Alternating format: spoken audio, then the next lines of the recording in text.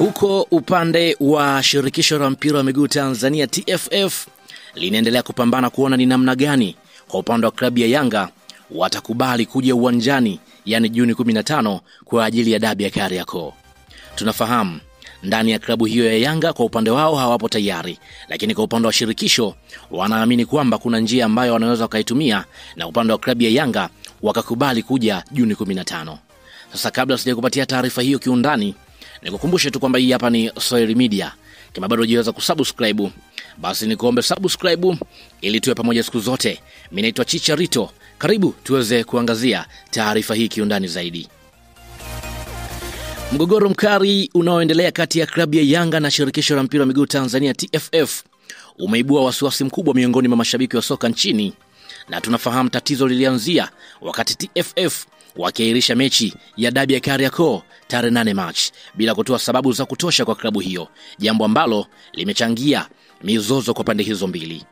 Yanga wameweka wazi kuwa hawatoweza kucheza mechi yao ya dabi dhidi ya Simba itakayopangwa, ambayo tayari imeshapangwa Juni 15, hadi matatizo yao yatakaposikilizwa na kutatuliwa kwa haki. Hali hii imeleta mgogoro mkubwa, ukizua hofu ya kuathiri ligi na mashabiki wake.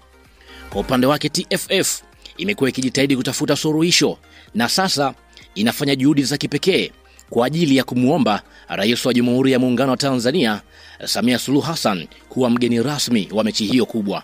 Uwepo wa Rais Samia umeonekana kama utakuwa ni hatua muhimu kwa upande wao na kuleta mabadiliko chanya. Tunafahamu kwa upande wa Rais Samia amejijengea sifa ya kuwa kiongozi chupavu na kuleta umoja na amani kwenye upande wa soka, na ana uwezo mkubwa wa kuhamasisha pande zinazopingana kuachana na mivutano na kuangalia maslahi ya taifa kwa ujumla. Ushawishi wake ni nguzo kuu inayotarajiwa kuleta mwafaka kati ya Yanga na TFF.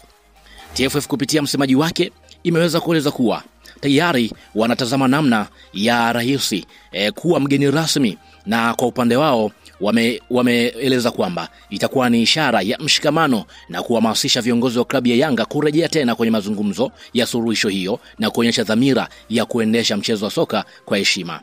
Mashabiki na wadau wa soka nchini wanatarajia kuona juhudi hizo za TFF za kumshawishi Rais Samia kama zitafanikiwa na kama mechi hiyo ya Juni 15 itaweza kufanyika. Kwa sasa kila jicho limeelekea kwenye mazungumzo kati ya TFF na klabu ya Yanga, kwa matumaini makubwa yakiwa kuwepo kwa suluhisho ambalo wanaamini kwamba litapatikana kwa msaada na mshikamano wa viongozi wa taifa, hasa kwa upande wa Rais wa Jamhuri ya Muungano. Kwa hiyo mpaka sasa hivi kwa upande wa TFF wanatazama ni namna gani wanamuomba rais kuwa mgeni rasmi kwenye mechi hiyo, na huku akiamini kwamba endapo atafanikiwa hilo, basi kwa upande wa Yanga wanaweza wakashusha morali na wakakubali kuweza kuja na wakasikiliza vizuri wakatulia. Unadhani kama Rais Samia atakuwa mgeni rasmi kwenye dabi ya Kariakoo na akatangazwa mapema, je, kwa upande wa klabu ya Yanga watakuwa tayari kwenda kuicheza mechi hiyo? Toa maoni yako na mimi nitapitia. Shukrani.